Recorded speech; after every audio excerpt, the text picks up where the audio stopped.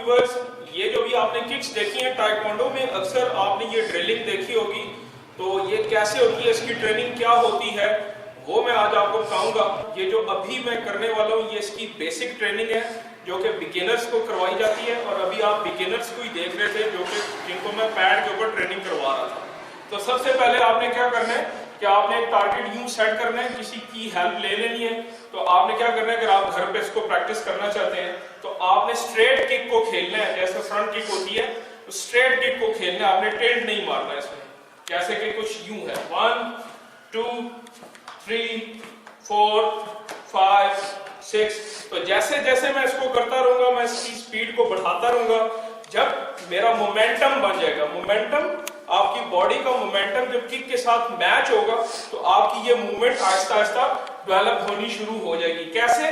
कुछ यूं है 1 2 3 4 5 6 7 8।